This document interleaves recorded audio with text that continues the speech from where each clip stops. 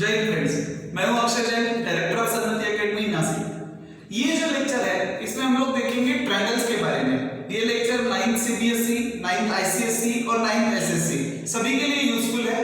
तो ट्रायंगल्स के मामले में अभी तक आप लोगों ने ट्रायंगल के टाइप्स देखे थे, जिससे पहला टाइप था इक्विलैटरल ट्रायंगल। इक्विलैटरल ट्रायंगल का मतलब होता है ऐसा ट्रायंगल जिसके तीनों साइड्स इक्वल रहेंगे, जिसके तीनों साइड्स की लेंथ इक्वल रहेगी और तीनों एंगल्स भी इक्वल रहेंगे और तीनों एंगल का मेजरमेंट भी रहता है 60 डिग्री 60 डिग्री 60 डिग्री। ऐसे ट्रायंगल को बोला जाता है इक्विलैटरल। सेकंड ट्रायंगल हमने देखा था आइसोसेलेस ट्रायंगल।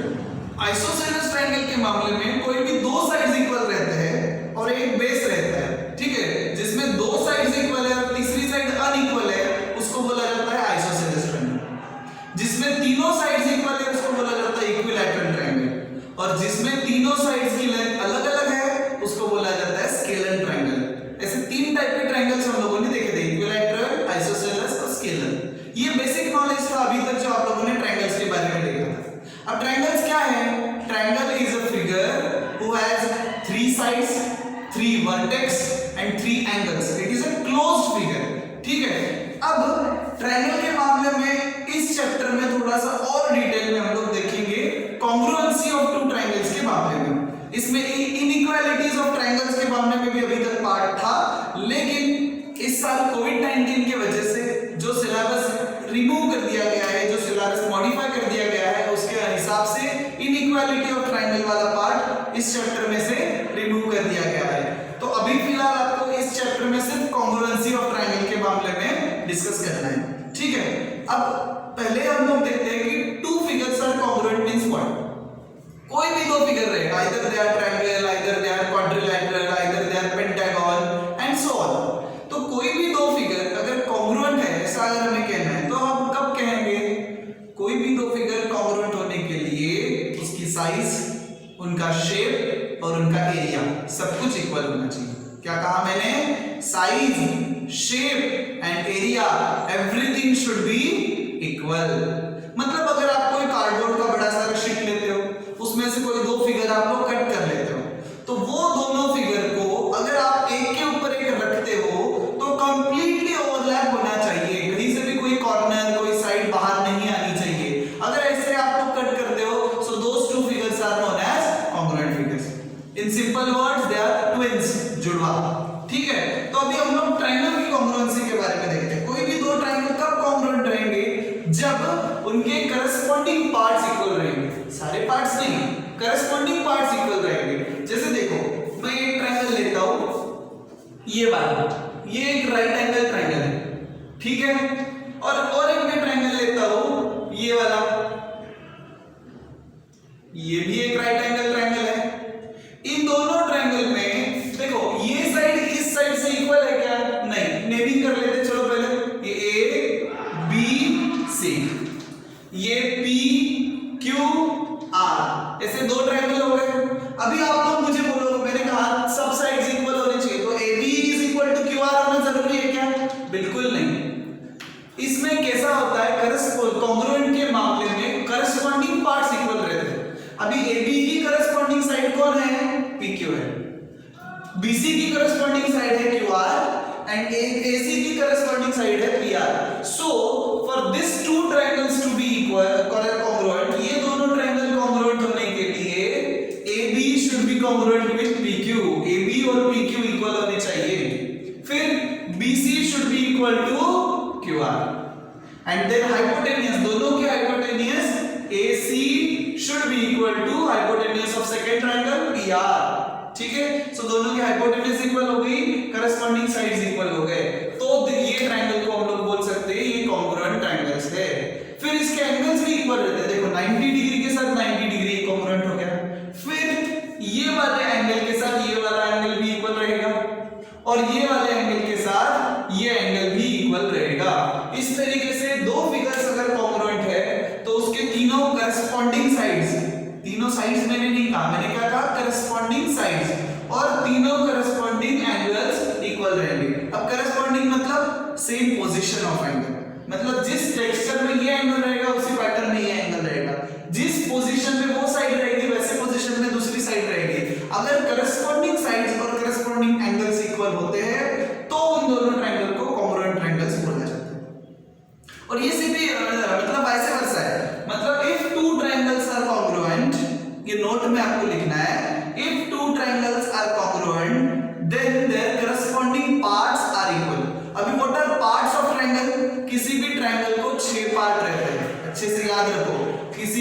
ट्रायंगल को 6 पार्ट होते हैं। अब उन 6 पार्ट में से कौन कौन से आते हैं? 3 साइड्स एंड 3 एंगल्स। कौन कौन से 6 पार्ट किसी भी ट्रायंगल के? 3 sides and 3 angles are known as parts of triangle, 6 parts of triangle. अब नोट आपको लिखना है कि if two triangles are congruent then their corresponding parts are equal. corresponding parts में आएंगी sides और angles, ठीक है? if two triangles are congruent then their corresponding parts are equal. और vice versa, if corresponding parts of two triangles are equal then those two triangles are congruent.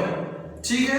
क्या कहा मैंने? अगर ये दोनों कॉन्ग्रुएंट है तो करस्पॉन्डिंग पार्ट्स इक्वल रहेंगे ही रहेंगे, और अगर ये दोनों ट्रायंगल और अगर करस्पॉन्डिंग पार्ट्स इक्वल है तो ये दोनों ट्रायंगल कॉन्ग्रुएंट भी रहेंगे, वैसे वैसा। आगे आपको कॉन्ग्रुएंट फिगर की कंडीशन आपको समझ में आ गई। देखो जैसे PQR को उठा के मैं ABC के ऊपर रख दूं तो एग्जैक्टली दोनों मैच हो जाएंगे, जुड़वा हो जाएंगे, ठीक है? क्योंकि उनके करस्पॉन्डिंग पार्ट्स इक्वल है इसलिए। लेकिन अब हर बार कोई भी दो ट्रायंगल आपको दिए हैं और आपको बोला है कि check prove that they are congruent या फिर check whether they are congruent, तो क्या आप लोग इतने 6 पार्ट चेक करते बैठोगे? नहीं, इसके लिए कुछ टेस्ट आपको बताई गई है। मतलब कोई इन 6 में से 3 पार्ट गिवन सीक्वेंस में अगर कोई भी 3 पार्ट इक्वल रहते हैं तो पूरे ट्रायंगल को हम लोग कॉन्ग्रुएंट बोल सकते हैं। अब वो 3 पार्ट किस सीक्वेंस में, किस पैटर्न में आने चाहिए, उनको बोला जाता है tests of congruency of triangles. Test of congruency of triangles. कोई भी दो ट्रायंगल को कॉन्ग्रुएंसी चेक करने के लिए कुछ टेस्ट आपको दिए हुए हैं, वो अगर वैलिड हो जाते हैं तो आप तो ट्रायंगल कॉन्ग्रुएंट है, नहीं होते तो नहीं। अब उनमें सबसे पहली कंडीशन आती है SAS टेस्ट ऑफ कॉन्ग्रुएंसी। पहली टेस्ट आती है SAS टेस्ट ऑफ कॉन्ग्रुएंसी, ठीक है? SAS टेस्ट या फिर SAS कंडीशन, ठीक है? या फिर SAS रूल भी बोला जाता है। अब ये सबसे पहला रूल है, इसको एक्सियोम भी है, आपके टेक्स्ट बुक में इसको एक्सियोम के तौर पे दिया है। एक्सियोम का मतलब होता है the proof which need not to be proven, okay? जिसको प्रूफ करने की जरूरत नहीं है, सब प्रूफ, ठीक है? तो SAS टेस्ट। अब SAS टेस्ट क्या है? S stand for side, A stand for angle. ये साइड एंगल साइड टेस्ट, इसको क्या बोला जाता है? Side angle side test. Side then angle and then side. अब इसका मतलब क्या है, इसको अच्छे से समझो।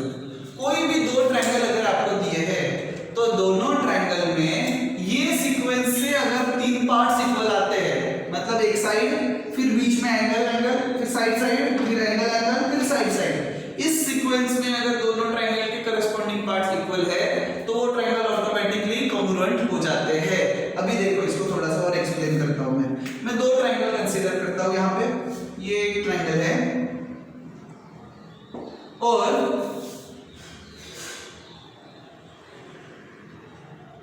ये एक ट्रायंगल है, ठीक है? इसको बोलता हूं मैं ABC, और यहां पे हम लोग लेते हैं PQ और R, ठीक है? अभी पहले तो आपको चेक करना है करस्पॉन्डिंग पार्ट्स कैसे रहेंगे, ठीक है? इसकी स्मॉलेस्ट साइड के साथ उसकी स्मॉलेस्ट साइड, ऐसे मतलब वो करस्पॉन्डिंग पार्ट प्रॉपर्ली होने चाहिए, देखो।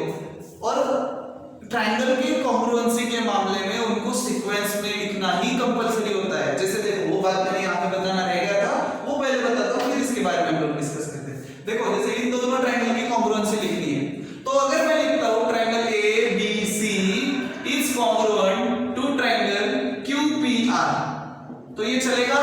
नहीं चलेगा। कॉन्ग्रुएंसी लिखते समय सीक्वेंस मैटर करती है कि आप किस सीक्वेंस में आंसर लिखते हो। सीक्वेंस कैसी होनी चाहिए?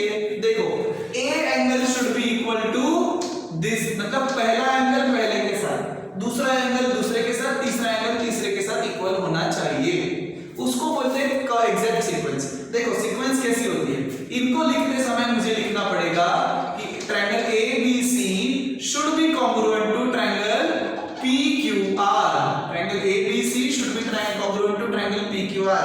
अब इसमें देखो, इसमें कैसा रहेगा? Angle A should be equal to angle P, angle B should be equal to angle Q and angle C should be equal to angle R। Exact sequence जो है वो मैच होनी चाहिए, ठीक है? P A के साथ P, B के साथ Q, C के साथ C, जो इसमें सीक्वेंस है वही सीक्वेंस यहाँ पे आनी चाहिए। और साइड्स के मामले में भी side A B should be equal to side P Q, पहले दो से बनने वाले। फिर side B C should be equal to Q R, ठीक है, and side A C should be equal to side P are.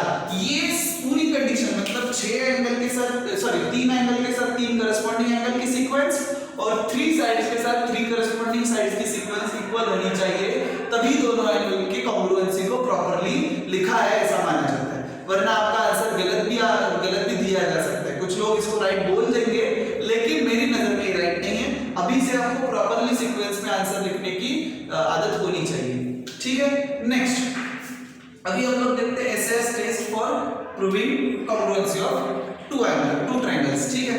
अभी इसमें अगर आपको गिवन है क्वेश्चन जो भी आपको दिया है, अगर उस क्वेश्चन में आपको दिया है कि AB is congruent, AB is equal to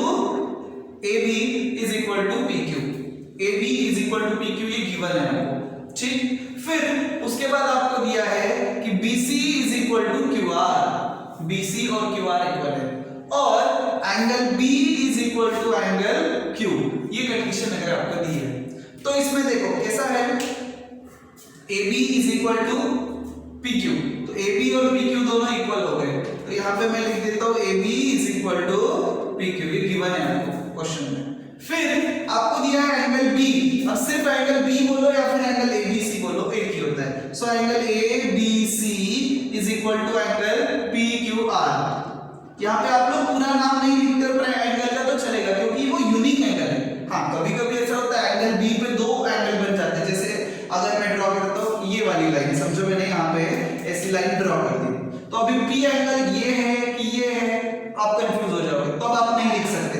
लेकिन यहाँ पे कैसा है, B एंगल एक यूनिक है, Q एंगल एक यूनिक है, तो आप लोग सिर्फ B और Q लिखते हो तो चलता है, ठीक है। So angle ABC is equal to angle PQR और BC is equal to QR, ठीक है।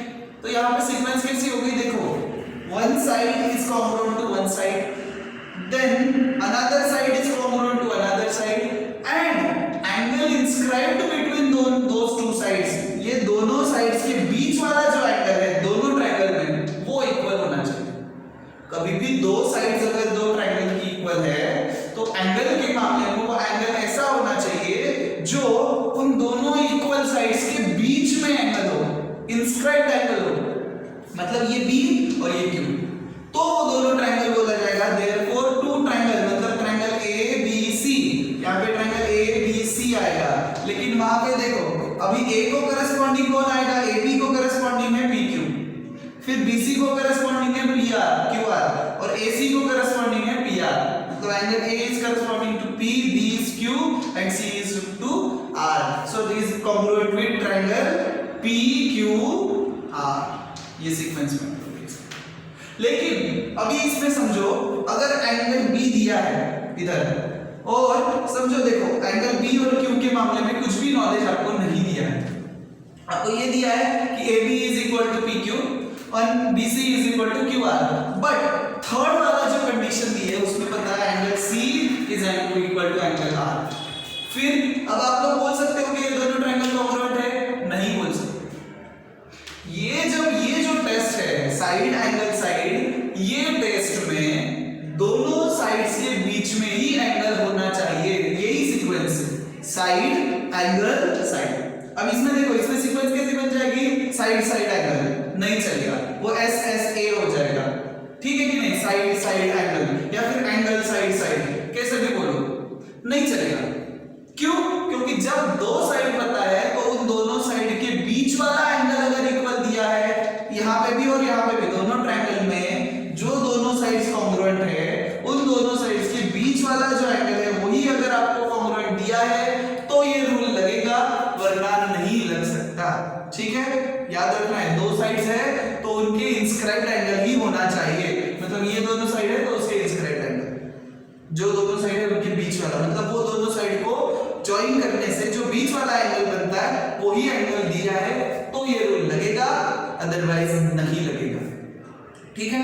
ये हो गई SS test for congruency of two triangle, मतलब ये अगर कंडीशन है साइड एंगल साइड तो आप लोग बोल सकते हो दोनों ट्रायंगल कॉन्ग्रुएंट है। और एक बार अगर डिफाइन हो गया कि ये दोनों ट्रायंगल कॉन्ग्रुएंट है तो फिर बाकी के सारे सारे के सारे पार्ट्स इक्वल हो जाते हैं, उसको बोला जाता है सीपीसीटी। क्या बोलेंगे?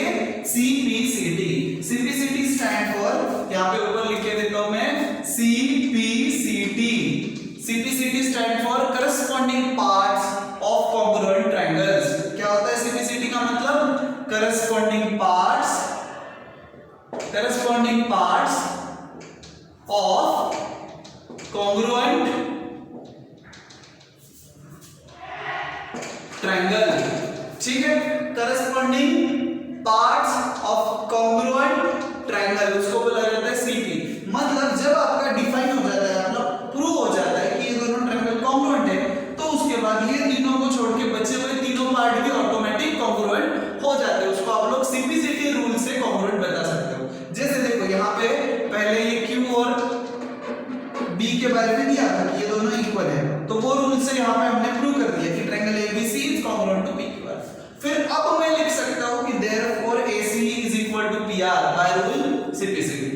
फिर मैं लिख सकता हूँ C is equal to R by CPCT. फिर मैं लिख सकता हूँ P is equal to A by CPCT. Because अब डिफाइन हो चुका है कि वो ट्रायंगल कॉन्ग्रुएंट है। एक बार कॉन्ग्रुएंसी प्रूव हो जाए उसके बाद ये रूल लगता है। बाकी के पार्ट्स मतलब तीन पार्ट्स का यूज करके हमने प्रूव कर दिया कि वो कॉन्ग्रुएंट है, फिर बचे हुए तीनों पार्ट ऑटोमेटिकली कॉन्ग्रुएंट है, ऐसा ये रूल डिफाइन करता है। और इस रूल से हम लोग बाकी के तीनों पार्ट भी ऑटोमेटिक कॉन्ग्रुएंट है ऐसा बता सकते हैं जब भी जरूरत पड़े। ये क्वेश्चन में आप लोग को समझ में आ जाएगा। ठीक है, तो ये हो गई SAS test, side angle and then side, means angle inscribed between two side, ऐसी ये टेस्ट थी। अभी नेक्स्ट टेस्ट आती है ASA टेस्ट, मतलब एंगल साइड एंगल। इसमें क्या था? दो साइड थे और एक एंगल था, लेकिन वो वाले टेस्ट में दो एंगल्स है और एक साइड है। मतलब देखो यहाँ पे मैं ले लेता हूँ, नेक्स्ट टेस्ट का नाम लिख देते हैं। देखो SAS टेस्ट हो गई, फिर अभी हमें देखनी है ASA टेस्ट, या फिर इसमें सीक्वेंस मैटर नहीं करती, बोलता हूँ मैं आपको। चलो सेकंड ASA टेस्ट। ASA को हम लोग, ASA का फुल फॉर्म आ जाएगा angle, then side and then again angle.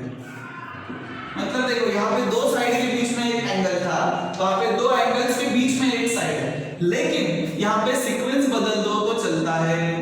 मतलब AAS भी हो सकता है, मतलब एंगल साइड।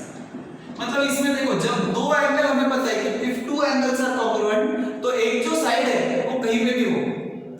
क्या बोला मैंने?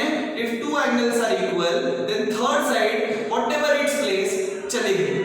यहाँ पे नहीं, यहाँ पे कंप्लीट सीक्वेंस ही लगती है, दोनों एंगल्स, दोनों साइड्स के बीच में कई एंगल चलेगा। यहाँ पे स्ट्रिक्टली है, वहां पे नहीं है, वहां पे चलता है, वहां पे एंगल की पोजीशन और साइड की पोजीशन आगे पीछे हो जाए चलेगा, लेकिन कंडीशन ये है कि दो एंगल और एक साइड कॉन्ग्रुएंट होनी चाहिए। अगर दो एंगल और एक साइड है तो फिर कोई प्रॉब्लम नहीं। जैसे देखो मैं कोई दो ट्रायंगल ले लेते हैं हम लोग अलग अलग टाइप के, तो एक ट्रायंगल में ले लेता हूं, चलो ऑब्ट्यूज ट्रायंगल अभी तक हमने नहीं लिया, इसको ले लेते हैं। ये एक हो गया ऑब्ट्यूज ट्रायंगल, और दूसरा वैसे ही आएगा, फिर ऑब्वियसली थोड़ा सा अलग निकाल लेते हैं। चलो ये आएगा ऑब्ट्यूज ट्रायंगल, ले लेते हैं हम लोग इस तरीके से, यहाँ पे ये ऐसे स्लांट ले लेते हैं। तो अभी दोनों ट्रायंगल के मामले में नेमिंग कर लो, तो इसको नेमिंग कर लेते हैं हम लोग PQR।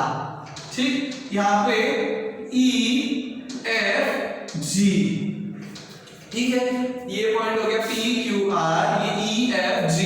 अब इन दोनों ट्रायंगल के मामले में देखते हैं।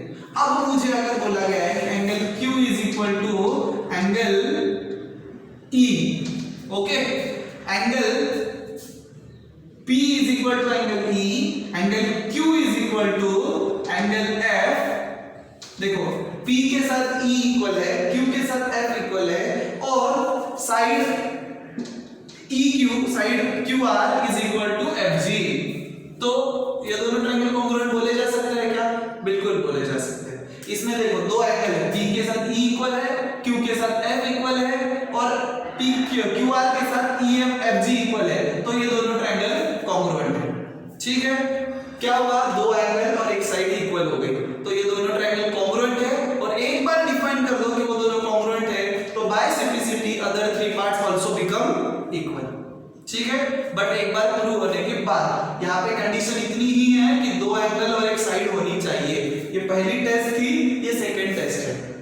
ठीक है। और भी कुछ टेस्ट आती है जिसमें तीनों साइड्स या फिर आरएचएस, पर उसके बारे में हम लोग थोड़ा सा आगे देखेंगे।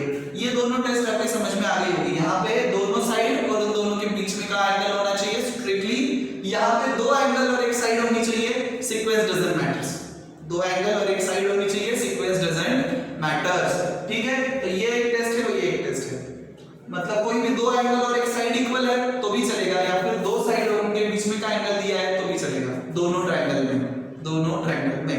तो ये दो ट्रायंगल के बारे में बात हो रही है ना, कॉन्ग्रुएंसी की, तो ये प्रूव हो जाता है। तो ये इस पे अभी हम लोग एक एग्जांपल देखते हैं, फिर नेक्स्ट लेक्चर में आगे का पार्ट हम लोग देखेंगे। अब ये क्वेश्चन में आपको बोला गया है ABCD is a quadrilateral, ABCD is a quadrilateral in which AD is equal to BC। ABCD ये जो दिया है ना, ABCD quadrilateral means four sides four angles, जिसको बोला जाता है quadrilateral। So ABCD is a quadrilateral in which AD is equal to BC। मतलब ये जो AD है वो BC से इक्वल है, मतलब ये साइड और ये साइड दोनों साइड्स इक्वल है। फिगर में भी डिनोट किया है, क्वेश्चन में भी बोल दिया है। Also angle DAB, angle DAB मतलब ये पूरा वाला एंगल, कौन सा जो उसमें बताया है, देखो ध्यान से देखो, ये पूरा वाला एंगल यहां से लेके यहां तक DAB कंप्लीट, जो ऐसे शेप में है, ऐसे शेप में जो है ना DAB, ये वाला angle is equal to CBA। CBA मतलब ये कंप्लीट एंगल, मतलब ये ऐसा वाला ऐसे शेप में जो एंगल है ना, ये दोनों एंगल्स जो है वो इक्वल बनता है इस तरीके से। यहाँ पे कंप्लीट एंगल है ना, मैंने तब भी आपको बोला था, देखो यहाँ पे जैसे B पे कितने एंगल्स है, ये भी है और ये भी है, तो यहाँ पे आपको पूरा नाम लिखना पड़ता है। सिर्फ एंगल B लिख के नहीं चलेगा, सिर्फ एंगल A लिख के नहीं चलेगा, पूरा नाम लिखना पड़ता है, क्योंकि यहाँ पे तीन एंगल्स बनते हैं एक्चुअल में। ये एक बनेगा छोटा, ये एक छोटा बनेगा और ये पूरा बनेगा। जो नाम आप लिखोगे उस पर डिपेंड करता है एंगल्स का। ठीक है, तो ये क्वेश्चन में इतनी पार्ट की बनेगी, ये साइड इस साइड से इक्वल है, ये एंगल से इक्वल है, इतना ही गिवन है। तो जब भी आप क्वेश्चन आंसर लिखना स्टार्ट करते हो, ट्रायंगल ज्योमेट्री में जब भी आप आंसर लिखना स्टार्ट करते हो, तो सबसे पहला काम आपका बनता है, आप लोग गिवन लिख लो। तो गिवन क्या क्या है यहाँ पे, गिवन है यहाँ पे AD is equal to BC, and दूसरी कंडीशन आपको दी है कि angle DAB is equal to angle CB। ठीक है, इतना पार्ट आपका गिवन है। फिर गिवन के बाद आपको फिगर भी निकालना कंपलसरी होता है। जब भी आप ज्योमेट्री का क्वेश्चन सॉल्व करते हो फिगर भी निकाल लेना चाहिए, उसके मार्क्स अलग रहते हैं।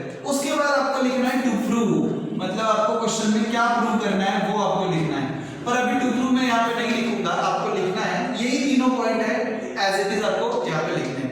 अब टू प्रूव के बाद फिर नेक्स्ट पॉइंट आता है आपका प्रूफ, कि जो क्वेश्चन में आप लोग को प्रूव करने को बोला है वो आप लोग को प्रूव करना है। अब कैसे, देखो पहला क्वेश्चन हम लोग देखते हैं। ये जो इंफॉर्मेशन दी है AD is equal to BC और angle DAB is equal to CBA, ये जो इंफॉर्मेशन दी है उसका यूज करके आप लोग को पहला क्वेश्चन दिया है, प्रूव दैट ट्रायंगल ABD, कौन सा है ट्रायंगल ABD, इसको मैं थोड़ा डॉटेड कर देता हूं तो आपको समझ में आ जाएगा। देखो ट्रायंगल ABD मतलब ये जो डॉटेड लाइन से मैं ट्रायंगल बता रहा हूं, डिनोट कर रहा हूं, दिस ट्रायंगल, ठीक है, ये जो डॉटेड लाइन से बताया गया ट्रायंगल है, this triangle is equal to, आपको प्रूव करना है, is congruent with triangle BAC। BAC को मैं रेड पेन से बता देता हूं तो आप लोगों को दोनों ट्रायंगल अच्छे से समझ में आ जाएंगे। BAC मतलब B से लेके A तक और AC, ठीक है, BAC ये वाला ट्रायंगल के साथ, ये मतलब पहला वाला ट्रायंगल ABD मतलब ये डॉटेड वाला, और दूसरा वाला ट्रायंगल BAC ये जो ट्रायंगल है ये वाला, ये दोनों ट्रायंगल को हमें कॉन्ग्रुएंट प्रूव करना है। बहुत आसान है, आप लोगों को सबसे अच्छे से पहले ट्रायंगल आइडेंटिफाई करते आ जाना चाहिए, धीरे धीरे प्रैक्टिस से बहुत इजीली समझ में आता है। तो प्रैक्टिस कंपलसरी, मैथ्स में हर चीज में प्रैक्टिस चाहिए। तो यहाँ पे हमें प्रूव करना है ये ABD and next is BAC, ये दोनों ट्रायंगल को हमें कॉन्ग्रुएंट प्रूव करना है। देखते हैं पहले, देखो ABD और BAC दोनों में AD is congruent with BC, ये गिवन है तो लिख लेते हैं। चलो जो देखो AD इधर वाले ट्रायंगल का डॉटेड ट्रायंगल का पार्ट है और BC रेड ट्रायंगल का पार्ट है, तो तो हम लोग लिख लेते हैं इन ट्रायंगल, जो दोनों ट्रायंगल प्रूव करते हैं, इन triangle ABD and triangle BAC, ये आपको लिखना चाहिए। किस कौन से दो ट्रायंगल के मामले में आप लोग प्रूफ कर रहे हो वो आपको हमेशा लिखना चाहिए, फिर ही उसको देखो। यहाँ पे अभी डायरेक्ट हम प्रूफ वाले ट्रायंगल पे आ गए, लेकिन कभी-कभी बड़े क्वेश्चन में गिवन को प्रूव करने से पहले आपको कुछ और भी प्रूफ्स करने पड़ते हैं। तो आप कौन से दो ट्रायंगल के साथ डील कर रहे हो वो पहले डिफाइन करना जरूरी है क्वेश्चन लिखते समय। प्रूफ आप एकदम सिस्टमैटिकली लिखो, आपको पूरे मार्क मिलेंगे, वरना इसमें मार्क्स जाते हैं। आंसर आपको आता होता है लेकिन फिर भी आप लोग के मार्क्स जाते हैं क्योंकि आपकी सीक्वेंस प्रॉपर नहीं रहती है। जैसे अब यहाँ पे मुझे सॉल्व करना है तो मैं कौन से दो ट्रायंगल को कंसीडर कर रहा हूँ वो मुझे लिखना पड़ेगा। So in triangle ABD and triangle BAC, ये दोनों ट्रायंगल में एंगल देखो, side AD is equal to side BC, ये क्या है गिवन है। AD is equal to BC, reason लिखना कंपलसरी होता है ज्योमेट्री के क्वेश्चंस में। AD is equal to BC, ये गिवन है। ऑल्सो सेकेंड पार्ट मुझे गिवन है दोनों ट्रायंगल में, देखो ये वाले ट्रायंगल में DAB ये गिवन है equal, angle BAB is equal to angle CBA, ये क्वेश्चन में हमें ऑलरेडी गिवन है। Also angle BAB is equal to angle CBA, ये भी क्या है गिवन है, क्वेश्चन में ही गिवन है। ठीक है, दोनों पार्ट गिवन है, लेकिन मुझे प्रूफ करने के लिए तीन पार्ट चाहिए। यहाँ पे तो दो ही हुए, एक साइड हो गया, एक एंगल हो गया। अब या तो एक कोई एंगल चाहिए या फिर कोई एक साइड चाहिए, वो तो गिवन में है ही नहीं, फिर क्या करेंगे। लेकिन अगर आप लोगों ने नोटिस किया होगा तो ये जो AB साइड है वो दोनों ट्रायंगल का पार्ट है। AB is also part of red triangle and AB is also part of dotted triangle, है कि नहीं। ट्रायंगल ABD का भी वो पार्ट है AB बन के, और ट्रायंगल BAC का भी वो पार्ट है, ठीक है। और अगर वो दोनों का पार्ट है, देखो AB खुद AB से इक्वल तो रहेगा ही, और दोनों ट्रायंगल में मतलब दोनों ट्रायंगल की वो कॉमन साइड हो गई, और जो कॉमन साइड होती है वो तो इक्वल रहेगी। सो also ये वाले ट्रायंगल की AB बोलो और दूसरे वाले ट्रायंगल में क्या है BC, सीक्वेंस के हिसाब से अगर जाए तो उसमें BC आ जाएगा, तो AB is equal to BC, sorry BC नहीं BA, गलती से BC बोल दिया मैंने।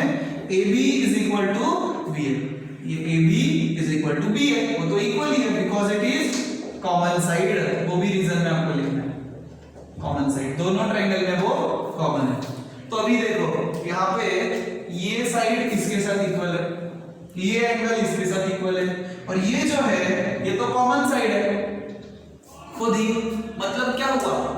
So one side other side and angle between दो साइड, देखो ये दोनों साइड है, ये ट्रायंगल की अब मैं बात करूं तो ये दोनों साइड है और उन दोनों के बीच का एंगल, उसमें भी ये दोनों साइड है और उनके बीच का एंगल है। Two sides and angle inscribed by them, two side and angle inscribed by them, two sides and angle inscribed by them, मतलब ये वाला रूल लग रहा है, दो साइड है और उनके बीच का एंगल है, तो ये वाली कंडीशन सेटिस्फाई होती है क्या, बिल्कुल हो गई। दो साइड्स है उनके बीच का एंगल है, मतलब वो दोनों ट्रायंगल क्या हो गए, प्रूव हो गए, they are congruent by this case. So therefore triangle DAB is, sorry गलती से DAB लिखा, ट्रायंगल ABD। सो देयरफॉर ये जो हमें प्रूव करना था वो प्रूव हो गया, ये दोनों triangle ABD is congruent with triangle BAC, ठीक है। ये AB के साथ BA इक्वल हो गई, BD के साथ AC इक्वल हो गई, AD के साथ BC इक्वल हो गई। अब ये दोनों ट्रायंगल कॉन्ग्रुएंट हो गए, बोलने के बाद उनके 6 के 6 पार्ट इक्वल हो गए, ठीक है। सो ये पहला वाला प्रूफ मेरा डन हो गया, ये वाला जो प्रूफ था वो कंप्लीट हो गया। अभी सेकंड मुझे क्या प्रूव करना है, BD is equal to AC, BD मतलब ये वाली लाइन BD और इज इक्वल टू AC मतलब ये दोनों डायगोनल है, क्वाड्रिलेटरल के दोनों डायगोनल, डायरेक्ट लिख दो। क्यों, क्योंकि BD is part of ABD and AC is part of BAC, तो दोनों उन ट्रायंगल के ही पार्ट्स हैं। जिन ट्रायंगल को हमने कॉन्ग्रुएंट प्रूव कर दिया उन्हीं ट्रायंगल के तो ये दोनों पार्ट है ना, BD and AC। So therefore यहाँ पे डायरेक्ट लिख सकते हो आप लोग, therefore BD is equal to AC। Reason क्या आएगा, सिंप्लिसिटी, क्योंकि ट्रायंगल को कॉन्ग्रुएंट हम लोगों ने ऑलरेडी प्रूव कर दिया, तो रीजन आएगा सिंप्लिसिटी, ठीक है, ये हो गया सेकंड प्रूफ। ये फर्स्ट प्रूफ की बात चल रही थी पहले, फिर ये हो गया second proof and third proof क्या आएगा? थर्ड प्रूफ में बोला है एंगल ABD मतलब ये वाला एंगल, एंगल ABD मतलब ये वाला एंगल यहाँ पे। This angle should be equal to angle BAC मतलब ये वाला एंगल। अब मुझे बताओ ये एंगल किसका पार्ट है? डॉटेड ट्रायंगल का। वो एंगल है रेड ट्रायंगल का पार्ट, मतलब वो भी तो हमारे प्रूफ जो दोनों ट्रायंगल प्रूफ किए उनके ही पार्ट पूछे गए क्वेश्चन में, तो उसको भी हम लोग डायरेक्ट लिख सकते हो कि also angle ABD which is part of this triangle and angle BAC which is part of this triangle are equal. Reason is again CPCD. Reason is again since लिखा जाता है यहाँ पे उल्टे 3 डॉट लिखे जाते हैं CPCD, ठीक है, यहाँ पे भी आप लोग वैसे ही कर सकते हैं। ये हो गया आपका प्रूफ कंप्लीट। और नीचे हेंस प्रूफ, ठीक है, हेंस प्रूफ बताता है कि आप लोगों ने आपका प्रूफ, आपका जो वर्क था वो पूरा कर दिया। इस तरीके से पूरा क्वेश्चन अगर आप लिखते हो तो आपको कंप्लीट मार्क्स मिलेंगे, कोई टीचर आपके मार्क्स नहीं काट सकता, ठीक है। क्या क्या किया अच्छे से समझ में आ गया? पहले एसएस टेस्ट से मतलब साइड एंगल साइड से हमने दोनों ट्रायंगल को कॉमन प्रूव कर लिया by using one common side, और बाकी दोनों तो केवल थे। फिर दोनों जो क्वेश्चन में पूछे गए हैं वो दोनों उन्हीं दोनों ट्रायंगल के पार्ट्स थे, तो बाकी और कोई प्रूफ करने की जरूरत ही नहीं पड़ी, डायरेक्ट सीधी से ये दोनों भी इक्वल हो गए। अब नेक्स्ट लेक्चर में हम लोग ट्रायंगल से रिलेटेड और भी कुछ क्वेश्चंस देखेंगे। ये तो बहुत आसान क्वेश्चन था, कुछ वैरायटी ऑफ क्वेश्चन जो ट्रायंगल के बारे में और भी आते हैं वो भी क्वेश्चन देखेंगे, कुछ नेक्स्ट टेस्ट भी हमें देखनी अभी बाकी है। तो ये सब लेक्चर्स को देखते रहने के लिए चैनल को सब्सक्राइब कर लेना और नोटिफिकेशन ऑन कर लेना। और अगर आज सिखाए हुए पूरे पार्ट में आपको कुछ भी डाउट आता है तो आप लोग नीचे कमेंट सेक्शन में या फिर नेक्स्ट स्क्रीन पे दिखाए जाने वाले मेरे नंबर पे कॉल करके या फिर व्हाट्सएप करके अपना डाउट पूछ सकते हो। Have a nice day, good bye.